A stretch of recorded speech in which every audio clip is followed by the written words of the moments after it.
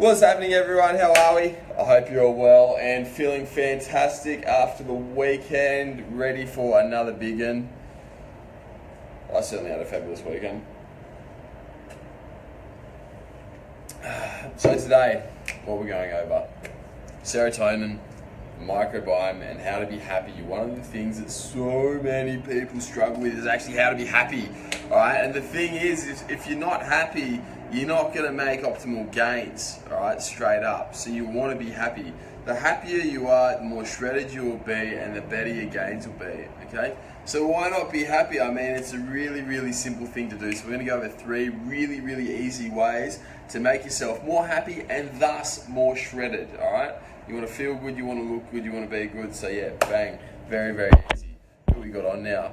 Willie Taylor Steele, good to have you here, mate. Blake Burgess, Rod reckons I'm hot. Thank you very much, Rod. It's minus 33 degrees here in Whitehorse, Canada. Ew, gross. Minus 33, mate. That is not fun whatsoever. Not fun. It is like 25 to 30 here in Sydney right now. I'm not jealous you're minus 33. Ugh. Harold, James Van Elswick, Kylie Westberg, and Craig Davies saying it's 43 degrees here in the Pilbara. Oh, gross, brother. Gross. That's disgusting. You should all move to Sydney. This is the place to be. Speaking of, everyone over in WA, everyone who's over in WA, I am coming over. So on Wednesday, what's that, 2 days time, I'm flying in. I'm working my team over there first. And then from there, on Saturday, I'm doing a seminar with a select few people I've invited, like a workshop. So I'll be posting up about that shortly in the street community. And then later on that day, we're going to do a meet and greet. So anyone who wants to come around, have a yarn, be at City Beach, okay, roughly midday on Saturday, okay? Saturday, City Beach in Perth, and I'll be there, and we can all have yarns, rightio? So let's get crack-a-lacking on this. As always, if you want to ask any questions, got anything at all, doesn't matter what it is, all right? Ask away and I'll answer, because it's a Q&A plus a bit of chit-chat for everyone who's training with me. Okie doke, let's get on into it. So first things first, you guys know I'm big on neurotransmitters. Neurotransmitters are the shit, all right? They're super, super, super important, all right? You need them all the time. They make everything work. They affect how you feel, how you think, how you breathe, how you do, how you be, absolutely anything, all right? Anything that happens in your body is literally, bang, neurotransmitter regulated, all right? So, one of the most important, one of the top 4, top 5 neurotransmitters is serotonin, okay? Now, serotonin is super, super important because it regulates our mood, how we feel, all right? Cravings for foods, recovery in the gym, all those sorts of things, all right? And the biggest one which we're going to focus on out of those today is cravings, all right? Because serotonin can really mess with your cravings. So, you know, as you're dieting and your calories get lower and lower and lower and lower, all right, you start feeling like you're craving more and more food. Well, there's no coincidence that as you eat less, you get more cravings. And this is primarily regulated by serotonin. And what serotonin does, pretty much, well, it's produced by carbohydrates. So when you eat carbs, you get the release of insulin. You will then have an increase in serotonin. So that's what always happens. Carbs equals serotonin. Now, when you're dieting down and your calories are getting lower, you get fewer and fewer and fewer carbs, okay? And when this happens, you get less and less and less serotonin. So when your body has low levels of serotonin, you'll begin to get cravings because you want to replace these levels of serotonin. It's like a feedback loop, constantly trying to keep your body nice and balanced, keeping it functioning really, really well, okay? On top of this too, as your calories get lower and your serotonin gets lower, all right, a lot of people go into like a mild, I don't know, like a depression type sort of thing. And when you get depressed, you also crave a lot of carbs and sugary, junky foods, looking for that dopamine spike, all right, and to try and bring you back up. Now, what we don't want is this. We do not want to have low levels of serotonin. So what you'll notice is that as I do with all of my clients, so I make sure that literally every single one of my clients, bar those on antidepressants, always are taking in 5-HTP or another serotonin increasing supplements such as inositol or even rhodiola, as their calories get lower. Because this way you actually don't get as many cravings. You can actually pretty much ameliorate the cravings, all right? On top of this too, your performance in the gym stays up nice and high, and you don't feel as tired and like absolutely rooted all the time, all right? So that is the number one way which you can utilize serotonin to reduce your cravings. You don't want to have low serotonin. You don't want to have low serotonin ever. It sucks, all right? You feel like shit, you get cravings, you look like shit, everything goes to shit, okay? You need to make sure that you're supplementing it and always keeping its levels optimal. All right, the next one, the microbiome. So many people don't give a shit about the gut microbiome. It's absolutely ridiculous. I'm banging my head against the wall. I ranted about old mate Dalton the other day, the Medusa, whose head I sliced off in that last live. You don't want to be like Dalton and completely disregard the gut microbiome, because I tell you what, that stuff is super, super, super important. If you are not looking after your microbiome, you are not going to have a good time whatsoever. Why is this? Well, number one, because the microbiome regulates your levels of serotonin and GABA. We've just discussed serotonin, and GABA is the other most important neurotransmitter, which keeps you relaxed, reduces anxiety, allows you to focus, okay? You throw those two things out of the mix, you're going to feel like shit. It is a recipe for anxiety, a recipe for cravings, and a recipe for poor performance and poor focus, okay? That is the number one reason that you don't want to do it.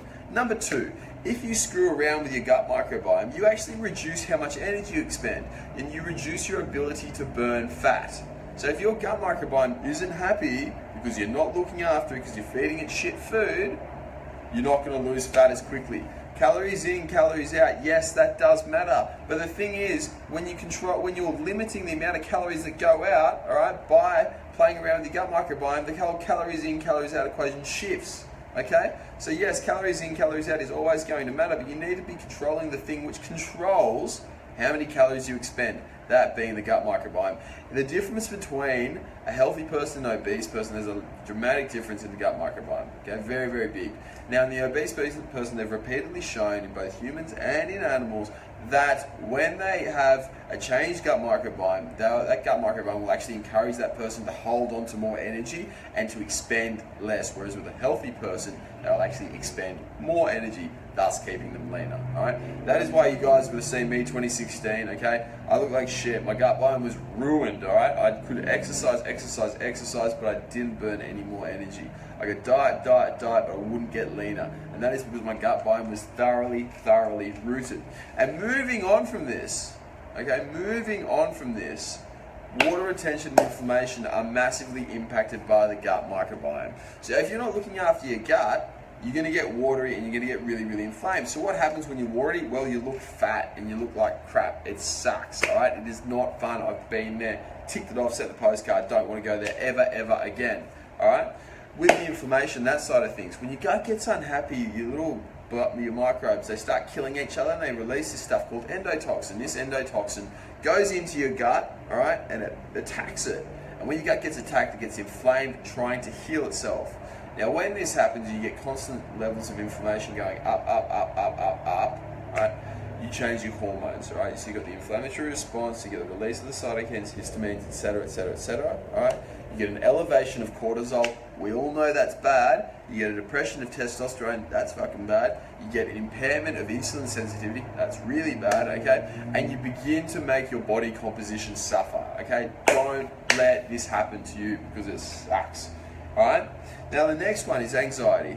Just going on from the GABA and the serotonin before. When you have altered levels of neurotransmitters, you can set yourself up for anxiety. That is why so many people have anxiety today. Number one, stress, all right, from their environment. Number two, from the shit food that they're eating, and they're not looking after their gut microbiome. Okay, your anxiety is absolutely crucial because you don't want that stuff. It sucks. It alters your hormones, alters the way you feel, and will no doubt alter your gains and your fat loss at the same time. Okay, so if you mess with your gut microbiome, you are going to mess with your levels of anxiety, your mental health, depression, your ability to focus. Okay, next one, your immune function. 75% of your immune system, or so they find at the moment, which will probably change, probably increase, but they're saying at the moment 75% of your immune system is within the gut microbiome.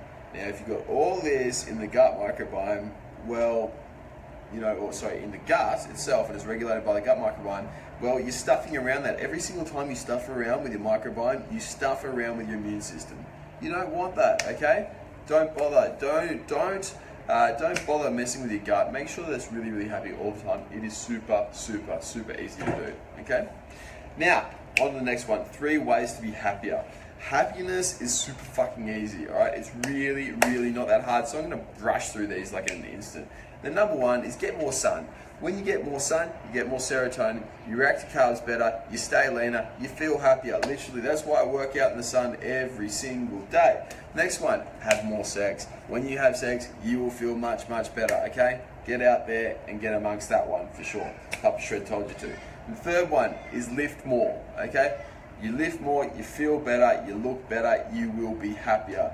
It's simple. Every time you lift, you get a rush of endorphins, you get a rush of dopamine, and you get a rush of serotonin. What more could you ask for than that, all right? That is a pretty lethal combo. You look better, you got better neurochemicals, your hormones improve. Why would you not want to lift, okay? So they're the 3 big reasons or 3 big ways which you can make yourself happy, and it's super, super fucking easy. I could go on with that stuff for days, but those are the 3 main ones which you can use to begin. All right, what we're going to do now is we're going to go over all the questions that you guys asked, plus some of the ones in the Shred community which have been asked. Okie doke. If you have anything that you want to ask me, comment away, and I'm going to get straight in and amongst it. Boom, boom. Who we got here? Daniel Bateman's just asked, what's the best thing to eat to lose weight? The best thing to eat to lose weight is a fat amount of exercise and then something that improves your gut microbiome. Take your pick. Any food that works really, really well for you. In the end of the day, dude, there's no one magical superfood which is just going to make you burn fat. Unless it's clenbuterol, not clenbuterol, salbutamol, T3 or DNP. Those 3 foods will definitely make you lose fat. Even a bit of testosterone. If you ate testosterone, you would lose fat. But as far as the rest of it goes, mate, just eat smart. Don't eat like a dickhead, okay? That's what I always say. Do not eat like a dickhead. Do not eat foods which are going to irritate your gut. If it doesn't irritate your gut, it's going to be wicked for you. Okay. Reinhardt has just asked, how do you practice to activate your chest properly? Alright, mate, the number 1 way to do it is to actually watch the videos that I've put up with Daniel Woods and Abdel, okay? We go through all that stuff on how to activate your chest properly. You lock your lats in, okay? You arch your upper back, keep your abs nice and tight, and then you press in that sort of motion. Bring your elbow in across the body like that. If you contract the chest in its range of motion, okay? Which is it's adducting the arm. So adduct, moving that way, and then pronating like that, okay, that will contract your chest optimally. What have we got? Lauren, long time no speak. Can you recommend a probiotic that does not dissolve quickly and can actually make it to the large intestine? Look, Lauren, I wouldn't be too worried about that at all. In fact, well, actually, I can give you a better answer than that. If you want to get a probiotic into the large intestine, the best way is through an enema. Yes, that's right, up the clacker, okay, with an enema. And they're quite, I wouldn't say they're quite popular, because I don't think that's ever going to be popular. Well, not in most people anyway. Some small certain aspects of the population will find it popular, but that's the easiest way to do it. Get it straight out the clacker and put some probiotics in there. Whether you want to do that, that's up to you. I don't judge. I think it's a great way to do it and it's well studied. However, the other way, as far as ones which aren't digested and broken down, the thing is, Lauren, is that where the majority of breaking stuff down gets done is within the stomach, okay, where you have acid and some amylase secreted, or amylase in your mouth, but you have some amylase secreted, acid there secreted, which will break it down the stomach. Some people have got probiotics which are digested and broken down in the small intestine, and it's done because they're receptive to the digestive enzymes. In the large intestine, well, you don't actually have anything which can break stuff down there. So not many probiotics will just make it through the stomach and the small intestine directly into the large intestine. It's got to be broken down earlier than there. To be honest, I use probiotics now more as just something to cover all your bases, okay? I'm actually not a massive believer in it. I just think that it'd be silly for me to risk not getting my clients awesome results because I just don't see them having a massive effect. For me, as I said, it's just about covering the bases. Don't worry about it, pretty much is what I'm saying. Chris Simon. When wanting an accurate body fat percentage, readings are scanners any good, or are you just better going the old caliper reading? Well, mate, the thing is, why do you want a body fat caliper, a body fat percentage? It doesn't matter, all right? Do you look good or do you look shit, all right? They're the two things. Do you have abs or do you not have abs? It doesn't really matter. I utilize measurements, just taking circumference measurements around, everyone, as you well know. I'm a very big fan of them. It's because they're quite reliable, they're quite accurate, they're good to use, and we combine them with a whole heap of other tests to decide whether our guys are actually losing fat or gaining muscle, or whatever, gaining fat or going backwards, okay? If you want to get an accurate test done, then yes, get a DEXA, but I think it's a waste of money, because what does it tell you? It's like, yay, sweet, I can wave my dick around now and say I'm 6% body fat. It doesn't do anything other than that, really. And they're actually notoriously inaccurate, right? Really, really inaccurate, particularly if you refeed on carbohydrates or don't, or the whole heap of stuff in there, okay? Mona, what is the best thing to eat to get a flat tummy? The best thing to eat to get a flat tummy is either some T3, some salbutamol, some DMP, or some testosterone, okay? Those four things work pretty well. However, I probably wouldn't recommend them because they're illegal. The next best thing that I recommend to eat is some exercise. So eat a lot of exercise every single day and eat fewer calories, all right? On top of that too, eat anything which is good for your gut. And don't eat like a dickhead. Marty, any tips to reducing sensitivity for getting more sun without burning up? Yes, melanotan 2 is a wicked little peptide, which I would recommend doing. It's fantastic, prevents skin cancer. However, there haven't been any long-term studies done. So I can't tell you right now that nothing is going to happen down the track, but I highly, highly doubt that there's going to be any evidence of it having, long-term effects or issues or anything like that. Do some reading on it, big fella.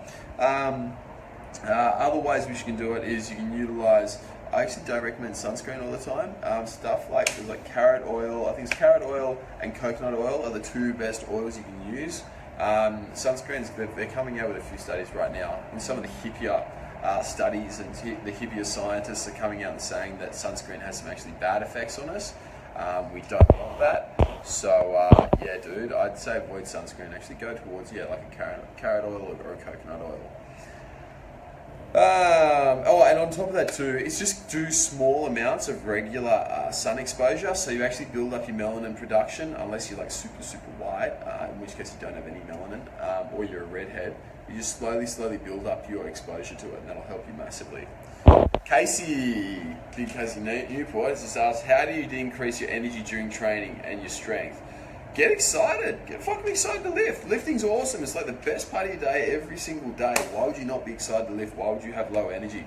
Just get in there, lift some weights, enjoy it, and remember why you're there, because you fucking love it and you want to look good when you're naked. Okay? Jokan, how are you, mate? What if your training and diet is on par, but you're still going through anxiety? Would this mean your GABA levels are out of whack? 100% it will, big fella. Look, if that's you, get in touch with us and we can help you out pretty quick. All right?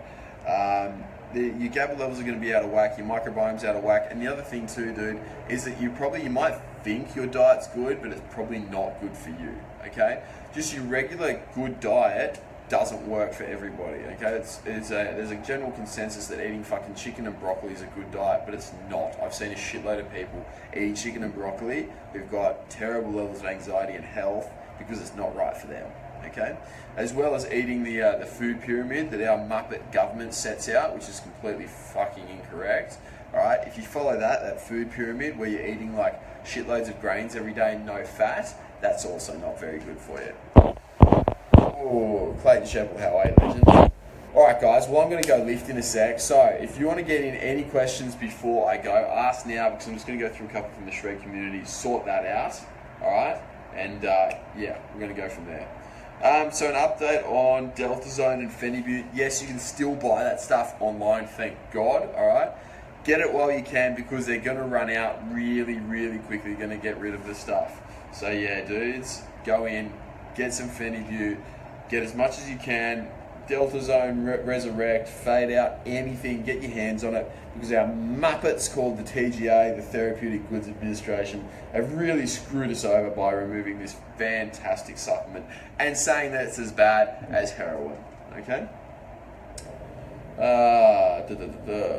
Now, Lewis Gordon's just asked, anyone got any supplement recommendations for glandular fever? All right, good question, Lewis. Mate, the biggest thing that you can do for glandular fever is improve your recovery and improve your rest, okay? So that's numero uno. The other suggestion is go see a holistic doctor who actually is thoroughly into this stuff and actually knows their stuff. There's a good bloke here in Sydney called Vinesh Singh. He's a great guy, so either get in contact with him if you're in Sydney, or just find an alternative, somebody else who's near you guys. Now, Leighton asked, is drinking a shitload of apple cider vinegar bad for you? No, it's not bad for you at all. In fact, it's quite good. The only thing you got to make sure of is that you're washing it down with water, okay? So the only bad part about apple cider vinegar is that it's acidic. And when it's acidic and it sits in your mouth, okay, it can actually draw out the calcium from your teeth, which is what acidic stuff does. And it can really screw with your teeth. So just make sure that you wash it down with water. Okay. Blake said, I took my Deltazone for the first time last night and it fucking rolled me. Best sleep ever. That's what it'll do. When you optimize your neurotransmitters using supplements like Deltazone, you will sleep absolutely amazingly. I can tell you right now, I've never slept so well after having taken, Resurrect and Deltazone for the last how many years. Big Dan Lanes just asked, does anyone have a discount code for iHerb? Yes, I do. It is NQZ836. Anyone who trains with me, that's on your supplement sheet. You can find it there. Anyone who doesn't train with me, just comment in the Shred community if you want it. Next question. Now, Graffy's just asked, there are a heap of supplements around going on about how you can relax, become more calm, all those sorts of things. And he's pretty much asked, he's listed a supplement by Now Foods called True Calm, and the Shred community says, look, is this going to help? Guys, the thing that you've got to do is you've got to pair the right supplement with your right neurotransmitter deficiency. If you are not serotonin deficient and you supplement with serotonin, okay, what you need to do is you need to think, well, okay, how is that going to improve me whatsoever? If you don't have a deficiency in serotonin, supplementing it isn't going to help. You've got to look at which deficiency is right, which is what I do with literally all of my advanced clients, okay? Now, KP's just asked, upon waking with a flat stomach, what causes it to become mega bloated once water or food is consumed? That is a really good question. Okay, with water alone, that is a really odd one. I don't have an answer to that yet. With food, it is generally a bacteria in your stomach itself, okay, which ferments the food, generally carbohydrates, or just fermentable foods, even some fats like nuts, they can ferment them, and it causes a heap of bloating, all right? What we need to do with that is we need to further fix up the tension in your stomach. You can massage your diaphragm, you can massage your stomach area, loosen everything up here, and expand your rib cage, and generally that gets sorted then and there, okey-doke. And now I've also had a few guys asking recently about getting elbow pain and wrist pain, okay? And they're saying, oh, what can I do to improve, my bursitis or my tendonitis and stuff like that? The answer is literally any time that you just wake up with elbow or wrist pain, it is because of your shoulder. It is not because of an injury here, okay? You don't just wake up with a sore joint, all right, and say, oh, my wrist is injured. It doesn't happen like that. What it is biomechanics, and it's changed the way that your body's moving, which causes tendons or bursts or whatever to become impinged, okay? You need to always look up the chain, and unless you've had a direct knock on the area, it is never going to be that area. It is going to be something postural causing the impact through there. I don't care what your physio says, particularly physios actually, I don't care what your physio says, okay? It is not, you don't have a sore elbow or elbow tendonitis because of your fucking elbow if you've never done anything to your elbow. It's going to be because your posture's like this, okay? You're rolling your shoulders inwards like this, you're not using any supinated grip work, everything's pronated and banging in like this, putting a heap of stress through your shoulder, okay? Now guys, on that note, I'm going to go lift. I'm super excited to lift, so I'm going to jump off right now. If you have any other questions, jump on the Shred community, ask away, we'll help you, and I'll be covering your questions in these live sessions, all right? Thank you very much for watching as always. I'll speak to you soon.